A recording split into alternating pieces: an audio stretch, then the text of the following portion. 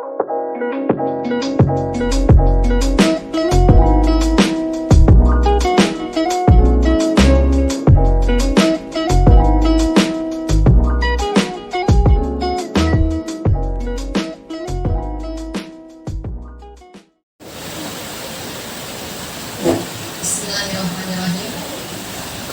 Assalamualaikum warahmatullahi wabarakatuh.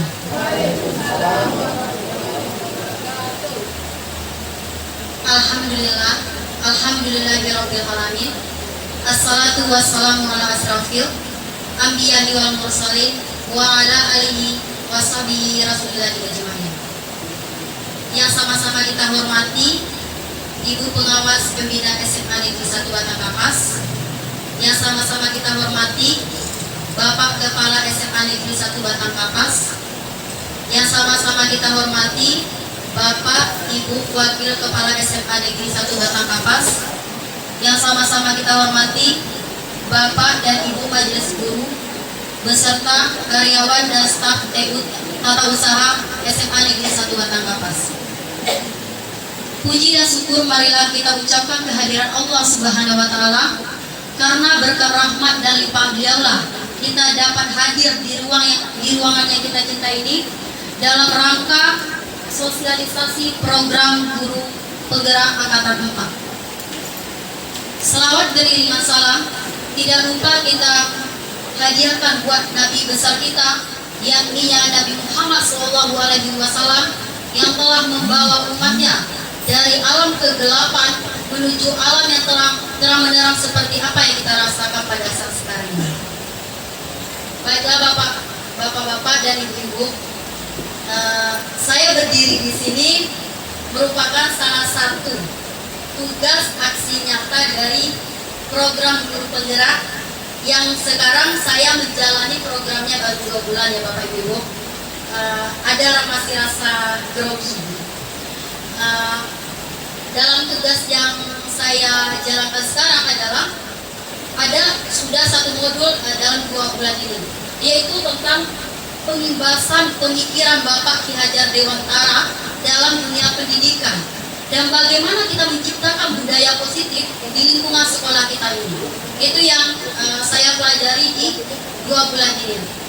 Maka dari itu saya saling berbagi atau berbagi informasi kepada rekan-rekan guru untuk berbagi apa yang saya dapatkan selama 2 bulan ini. Maka dari itu sekarang masuk ke langsung topik kita, yaitu pengimbasan pemikiran Bapak Ki Hajar Dewantara dan bagaimana menerapkan budaya positif di lingkungan sekolah kita. Menurut beliau adalah bahwa titik awal menjadi agen perubahan dalam transformasi pendidikan di sekolah, yaitu ada agen. Kita sebagai agen di sini, Bapak. Kita sebagai penyalur, bahwa supaya terjadi sebuah perubahan ke arah yang lebih baik. Itu menurut Bapak Ki Hajar. Itulah salah satu program dari guru penggerak. Kita sebagai agen sebuah perubahan. Yang kedua adalah pendidikan merupakan seluruh daya upaya yang dikerahkan secara terpadu untuk tujuan memerdekakan. Maksud memerdekakan di sini adalah bagaimana kita bisa memberi kebebasan kepada anak dalam pembelajaran. Kita tidak hanya anak itu pasif, kita tidak hanya mentransfer ilmu kepada anak, tetapi kita bagaimana anak ini kritis, kreatif, inovatif. Itu yang diharapkan di dalam guru penggerak. Bagaimana anak ini bisa kreatif, tidak hanya pasif atau menerima pembelajaran dari guru saja. Itu yang sesuai dengan pemikiran Bapak Ki Hajar Dewantara. Selanjutnya, kata Bapak ini adalah kata yang paling menarik yang saya dengar, yaitu ingarso sungkuludo ingmadio mangukarso tutburi andayani. Maksudnya di sini, di depan kita memberi teladan untuk menciptakan siswa teladan dari diri kita ini. Kita yang menerapkan bagaimana siswa di teladan, yang kita teladan dulu. Misalnya ya Bapak Ibu, kita membuat aturan jangan terlambat, sedangkan kita sering terlambat. Bagaimana kita bisa menciptakan teladan? Menurut Bapak ini adalah kita dari diri kita sebagai pendidik dulu ya teladan. Kita terapkan bagaimana Kalau tidak anak dilarang terlambat, ya dari kita jangan terlambat. Itu menurut dia. Yang kedua, di tengah membangun kekuatan dan terus berkarya. Di sini pendidik tidak hanya tamat kuliah langsung mengajar itu saja. Berkarya di sini masih mau belajar. Karena kita seorang guru harus mengikuti perkembangan zaman di sini. Karena tidak mungkin model pembelajaran dulu kita terapkan pada saat anak sekarang. Karena sekarang kita tidak ada pasti pengaruh dari sebuah globalisasi. Salah satunya adalah teknologi. Maka dituntut di sini adalah di dalam guru penggerak saya belajar bagaimana sih seorang guru bisa menggunakan teknologi. Bagaimana sih seorang guru bisa mendesain model pembelajaran yang menarik. Itu yang ada kaitan pemikiran Bapak Ki Hajar dengan program yang diadakan oleh Bapak Menteri. Yang terakhir, di belakang memberi dorongan. Sebagai seorang guru, kita harus memberi masukan, dorongan kepada anak supaya anak ini bisa menjadi lebih baik dari sebelumnya. Itu maksud Bapak ini. Berarti kata-kata yang paling menarik dia adalah ini. Berarti bisa membuat anak, kalau kita ingin anak teladan, ya kita teladan. Itu yang menjadi poin dari Bapak Ki Hajar Dewantara. Di sini menurut Bapak ini, pendidikan dan pengajaran merupakan usaha persiapan dan persediaan untuk segala kepentingan hidup manusia, baik dalam hidup bermasyarakat maupun hidup berbudaya dalam arti yang seluas-luasnya. Pendidikan di sini berarti kita harus ada usaha persiapan apa sih yang diinginkan oleh anak. Ini kan secara luas adalah masyarakat. Kita lebih fokus kepada dunia pendidikan yaitu di sekolah. Apa sih yang diinginkan anak? Bukan keinginan kita di dalam dunia pendidikan. Itu menurut Bapak Ki Hajar Dewantara. Dan juga beliau membedakan pendidikan memberikan tuntunan terhadap segala kekuatan kodrat yang dimiliki anak agar ia mampu mencapai keselamatan dan kebahagiaan. Maksud kodrat yang dijelaskan oleh Bapak ini, Bu, Bapak, kodrat ini terbagi dua, ada kodrat alam, ada kodrat zaman. Kodrat alam bagaimana? Setiap anak itu memiliki perbedaan latar belakang budaya, keluarga yang berbeda-beda. Bagaimana kita bisa melihat kondisi anak? Misalnya, anak terlambat. Salah satu contoh ya Bapak Ibu, kalau terlambat, jangan kita langsung menjudge anak itu pemalas. Kita tanya dulu apa sih alasan dia terlambat. Yang kedua, dia masih terlambat lagi. Ketiga, dia masih terlambat lagi. Kita tanya apa sih alasannya. Mungkin ada anak A yang sekolah, kenapa dia terlambat? Mungkin bekerja dulu sebelum sekolah. Ada yang anak B-nya, ya dia langsung sekolah, maka dia tidak terlambat. Makanya kita tidak boleh menjudge anak itu. Karena adanya kodrat alam itu. Karena setiap anak itu terlahir dari keluarga yang berbeda-beda dan budaya yang berbeda-beda. Itu yang harus kita terapkan. Jangan langsung menjudge anak. Yang kedua, pengajaran. Di sini pengajaran menurut Bapak ini, Bapak Ki Hajar Dewantara adalah bagian dari pendidikan. Berarti pengajaran, apapun yang kita lakukan di dalam dunia pendidikan itu adalah bagian dari pendidikan. Pengajaran merupakan proses pendidikan dalam memberikan ilmu atau berfaedah untuk kecakapan hidup anak secara lahir dan batin. Berarti pengajaran ini Bapak Ibu berarti bisa menunjang bagaimana pendidikan kita lebih maju. Itu peran adalah sebagai guru, sebagai guru dalam memajukan dunia pendidikan. Agar yang menjadi tujuan utama Bapak Menteri kita adalah bagaimana pendidikan di Indonesia ini terjadi sebuah perubahan. Salah satunya kita harus mampu menggunakan teknologi. Itu yang diinginkan oleh Menteri kita. Itu salah satunya dia membuat program guru penggerak. Tujuan pendidikan yaitu menuntun segala kodrat yang ada pada anak. Masuk lagi kodratnya Bapak Ibu. Tadi kita sudah menjelaskan kodrat alam. Apa sih kodrat zaman? Mungkin Bapak-Bapak Ibu sudah pernah mendengar kodrat zaman. Sudah Bapak Ibu? Kodrat zaman di sini adalah bagaimana kita sebagai seorang guru atau pendidik mengikuti perkembangan zaman. Salah satunya adalah bagaimana kita mampu menggunakan teknologi. Di Di sini kita tidak hanya mengajar secara berceramah saja. Kita menuntut di sini adalah kreatif. Kreatif bagaimana kita mendesain model pembelajaran yang menarik. Itu menurut adalah kodrat zaman.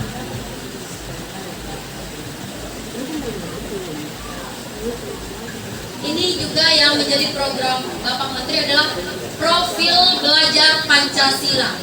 Yang pertama adalah bertakwa kepada Tuhan Yang Maha Esa dan berakhlak mulia. Mungkin di sekolah kita yang bertakwa kepada Allah yang Maha Esa, salah satunya adalah kita di sekolah sudah melaksanakan sholat zuhur berjamaah dan juga membaca Al-Quran. Itu salah satunya. Yang kedua adalah berkebinekaan global. Maksudnya di sini kita tidak tertutup dengan perubahan dunia, dengan perkembangan dunia. Kita menerima kemajuan dari luar. Kita tidak tertutup, hanya diam di tempat. Kita harus menerima sebuah perubahan. Yang ketiga adalah bergotong royong. Bergotong royong di sini adalah bagaimana cara kita bekerja sama di dalam memajukan sebuah pendidikan. Karena untuk majunya pendidikan tidak bisa kita berdiri sendiri. Itu yang dimaksud dengan profil belajar Pancasila. Yang selanjutnya adalah kreatif. Bagaimana kita kreatif dalam menerapkan model pembelajaran supaya menarik siswa dalam proses pembelajaran. Yang terakhir bernalar kritis.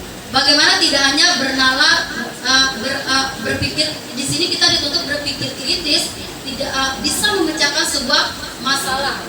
Yang terakhir adalah bagaimana mandiri. Ini mandiri ini yang sangat penting. Yang diapakan bagaimana siswa bisa memecahkan sebuah masalah dengan jalannya sendiri. Itu yang maksudnya mandiri itu. Tidak ketergantungan oleh guru atau dengan temannya. Dia di situ dituntut adalah mandiri di situ. Lanjut. Nilai guru penggerak yang pertama bersama yang tadi ya Bapak Ibu. Mandiri, berarti kita dituntut mandiri. Di sini apapun yang kita desain, apapun model pembelajaran harus kita bekerja dulu mandiri. Yang kedua adalah reflektif. Apa sih yang kita pikirkan ke depan? Apa sih yang menariknya harus kita pikirkan terlebih dahulu.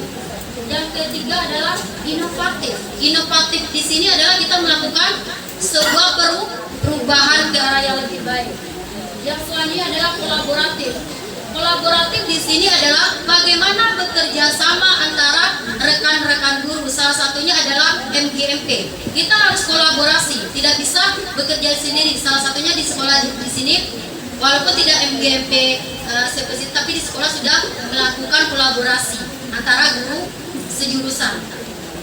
Selanjutnya adalah berpihak pada murid. Ini sangat penting. Apapun yang kita ajarkan di dalam kelas harus berpihak pada murid. Jangan berpihak pada diri kita. Karena di dalam dunia pendidikan yang menjadi prioritas utama adalah anak, yang menjadi prioritas utama kita. Karena tidak terlepas itu yang menjadi prioritas kita. Peran guru penggerak.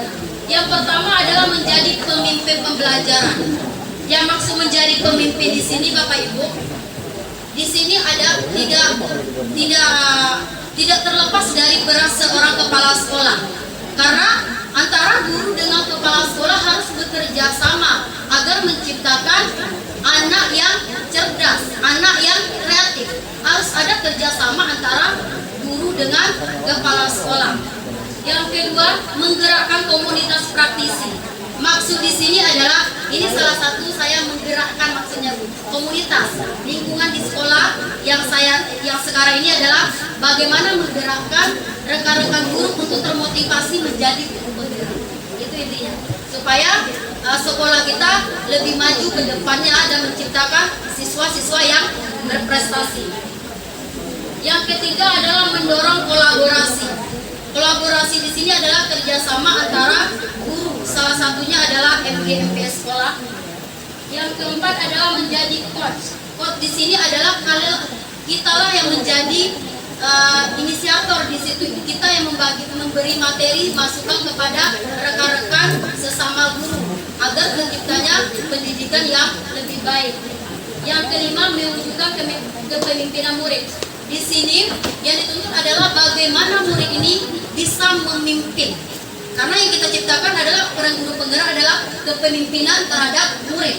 murid di situ tuh lebih bisa mengeluarkan apa yang dia, apakah ide atau gagasan. Ada jiwa kepemimpinan di situ. Tidak hanya seorang murid hanya menerima saja dari apa yang kita jelaskan, tapi dia sudah menciptakan jiwa kepemimpinan kepada murid. Ini juga merupakan program dari modul 1 yang yaitu program guru penggerak, yaitu inquiry apresiatif, pendekatan kolaboratif untuk mengetahui kondisi suatu organisasi atau komunitas dalam mengembangkan perilaku suatu organisasi. Di sini kita mengetahui kondisi organisasi atau sekelompok kita, mengetahui bagaimana cara mengembangkannya ke arah yang lebih baik. Itu yang disebut dengan inquiry apresiatif. Selanjutnya, inquiry apresiatif mewujudkan kodrat anak. Paradigma inquiry apresiatif dan pemikiran Bapak Ki Hajar Dewantara sangat erat kaitannya dengan keduanya, sangat berpengaruh bagi siswa dan pemangku kepentingan. Di sini adalah saling keterkaitan antara guru, siswa dan kepala sekolah, karena saling kerjasama di sini, Bapak Ibu. Kalau tidak ada kerjasama, tidak akan tercapainya sebuah pendidikan yang lebih baik. Itu yang dimaksud dengan inquiry apresiasi. Dan juga ada pembagian inquiry apresiasi itu Bagja. Bagja mungkin di sini sudah ada juga di dalam RPP kita ya Bapak Ibu. Mungkin nama kata lainnya adalah Bagja. Yang pertama, buat pertanyaan. Maksud buat pertanyaan di sini adalah bagaimana siswa itu tertarik dengan pembelajaran kita. Bagaimana siswa itu tertarik dengan model pembelajaran kita. Itu maksudnya membuat pertanyaan. Yang kedua, ambil pertanyaan. Setelah itu kita memotivasi anak itu supaya menarik di dalam proses pembelajaran.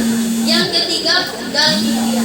Ini yang sangat kita inginkan untuk di dalam pembelajaran, bagaimana anak ini senang, bahagia di dalam proses pembelajaran. Itu yang disebut dengan gali dia.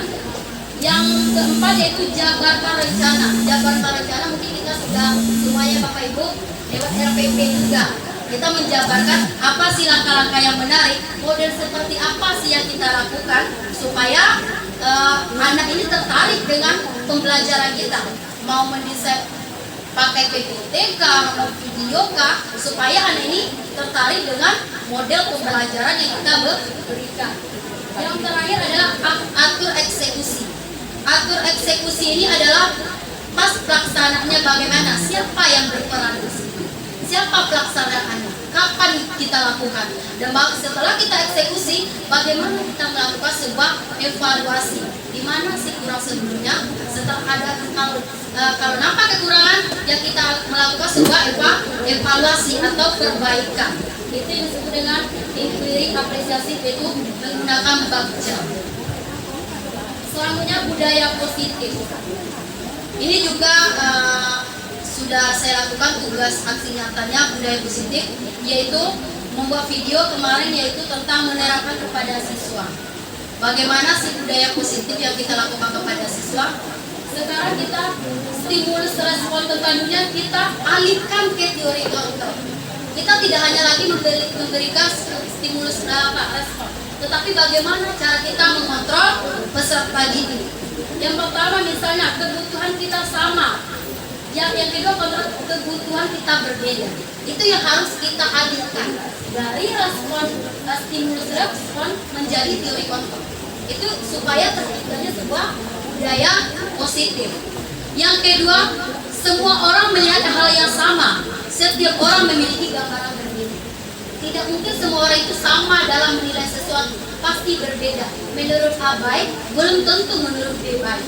Bagaimana di sini kita terapkan kontrol kita sebagai pendidik agar terciptanya budaya yang positif. Yang ketiga, kita mencoba mengubah orang agar berpandangan sama dengan kita. Itu yang harus kita tinggalkan. Yang harus kita terapkan, kita berusaha memahami pandangan orang lain tentang kita. Berarti kita menghargai pandangan orang. Jangan orang itu harus sama dengan kita, karena kita berbeda. Menghargai perbedaan dan bagaimana budaya positif itu tercipta. Selanjutnya adalah saya bisa mengontrol orang lain. Anda tidak bisa mengontrol orang lain. Kita jangan menjadi di situ egois. Di situ lebih apa? Kita lebih merasa kita ya mengontrol, tapi jangan merasa kita mampu sendiri dalam mengontrol sesuatu. Kita butuh juga kerjasama di sini. Selanjutnya, budaya positif tidak terlepas kaitannya dengan segitiga restitusi. Mungkin juga hal yang baru yang kita dengar. Saya juga mendengar hal yang baru dan saya dapatkan di program guru penggerak. Restitusi di sini bagaimana cara menanamkan disiplin positif pada murid. Restitusi adalah proses menciptakan kondisi bagi murid untuk memperbaiki kesalahan mereka. Itu yang apa? Bagaimana murid kita, dia mengakui bahwa dia melakukan sebuah kesalahan, tapi kita tidak menjat dia salah. Dia harus mengakui. Itu disebut dengan restitusi. Kemarin sudah saya buat video juga mengenai pembuangan sampah. Kadang anak-anak kita sudah ada tong sampah, tetap membuang sampah di tong sampahnya. Itu sebuah kebiasaan. Bagaimana cara kita merubah anak itu agar terciptanya budaya positif. Ini yang ada kayak segitiga. Kamu tentu punya alasan mengapa melakukan itu. Kita tanya dulu. Tidak langsung mengatakan kamu salah, kenapa itu dan itu. Kita tanya dulu, apa sih kenapa alasannya melakukan hal yang seperti itu. Yang kedua, apa cara yang lebih baik untuk mendapatkan apa yang kau butuhkan. Cara yang lebih baik itu seharusnya apa sih yang dilakukan. Hal yang lebih baik itu maksudnya setiap orang pasti pernah melakukan kesalahan. Jangan di situ kita menceritakan setiap orang akan melakukan sebuah kesalahan, tapi bagaimana cara kita melakukan sebuah kesalahan. Itu yang maksudnya. Yang selanjutnya kamu bukan satu-satunya yang pernah melakukan itu yang harus kita berikan kepada anak. Kamu ingin menjadi orang yang seperti apa? Kita tanya, kalau kamu seperti ini, mau jadi apa kamu selanjutnya? Yang terakhir, keyakinan keras apa yang telah disepakati itu.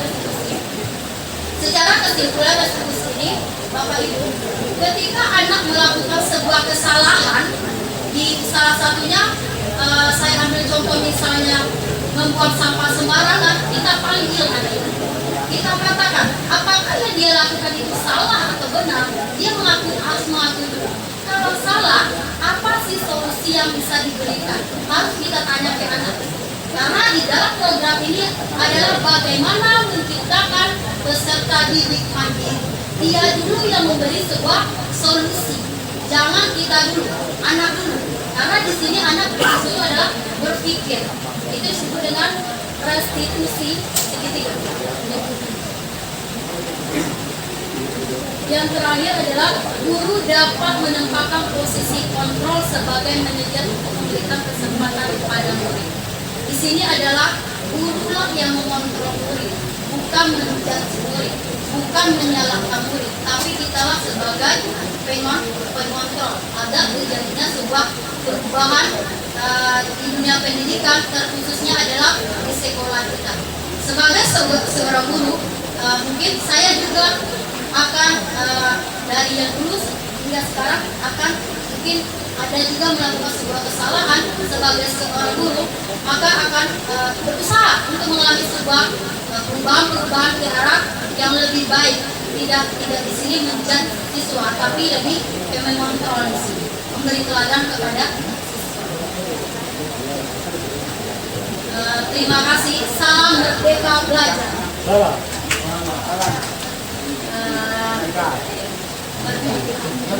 Mungkin sampai di sini Bapak Ibu.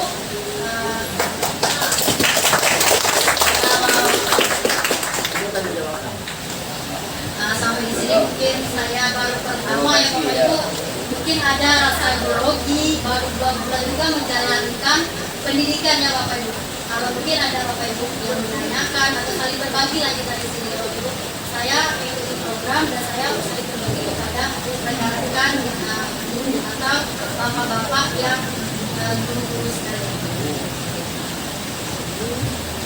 Kenapa orang lebih menyukai game online daripada permainan tradisional? Apa penyebabnya? Itu yang menjadi jawaban. Kalian analisa, kenapa sih orang lebih suka fokuskan aja pada diri anak, lebih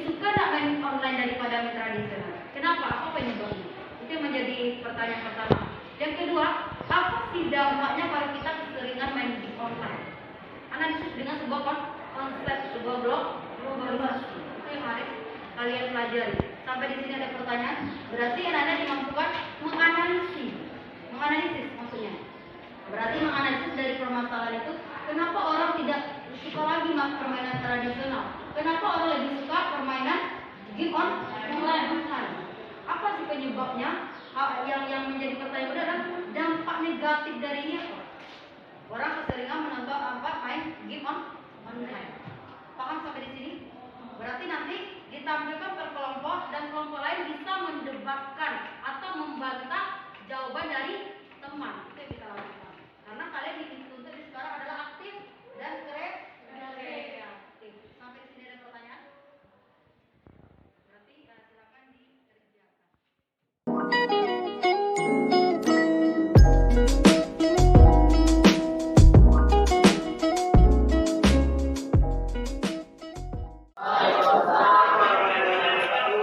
Dari analisa video tadi, saya menyimpulkan bahwa terjadi kesenjangan antara si kaya dan miskin.